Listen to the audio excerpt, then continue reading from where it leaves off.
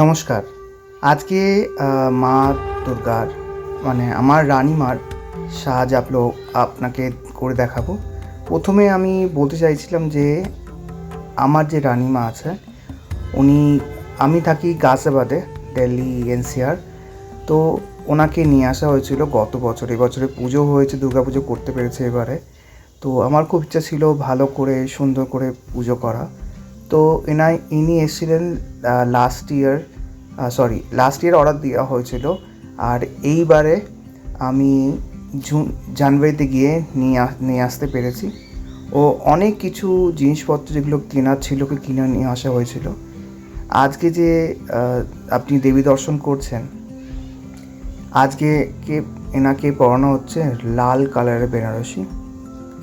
খুব সুন্দর, কলকাতা থেকে অর্ডার করা হয়েছে আর এটা কুরিয়ার মারফতে এসছে।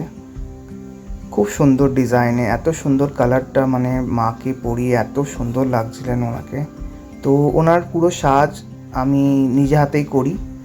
আর কিছু কিছু জিনিসপত্র যেগুলো কিনে নিয়ে আসতে পেরেছি আমি, বা কলকাতা থেকে সিলভারে আমি বানিয়েছিলাম, তো ওগুলো কিছু কিছু চেঞ্জ করে পরাই আমি।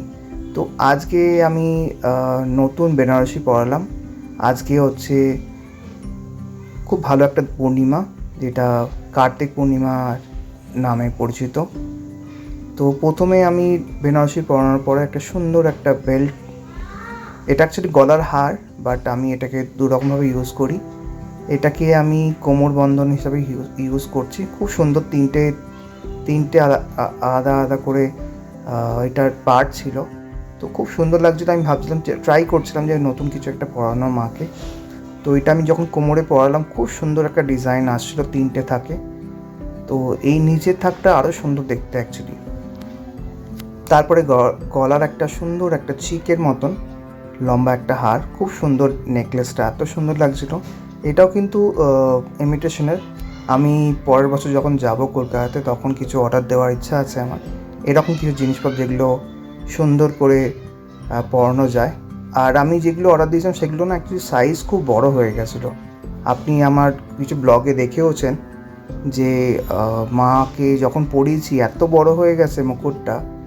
তো ওগুলো একটু পরানো একটু প্রবলেম আছে, কখনো কখনো পড়াই, কখনো কখনো চেঞ্জ করে পড়াই।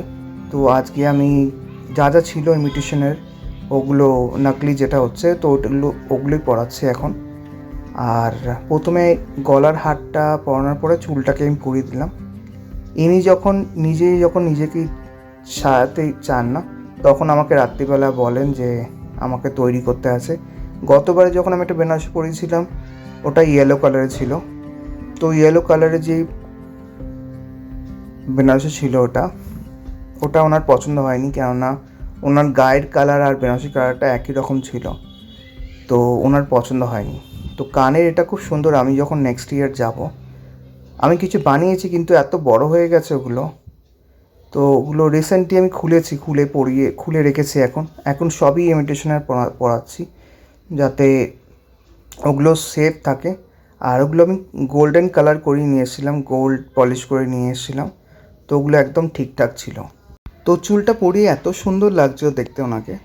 তো যখন আমি প্রথমবার এনাকে শৃঙ্গার করি, তো এনার সঙ্গে একটুখানি আমার প্রবলেম হয়েছিল, কেননা এনাকে একটু বুঝতে অসুবিধা হয়। প্রথম কিছু কাজ করলেই বুঝতে অসুবিধা, সবাই জানেন অ্যাকচুয়ালি।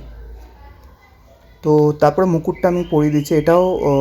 এটাও অ্যাকচুয়ালি ইমিটেশনের হচ্ছে।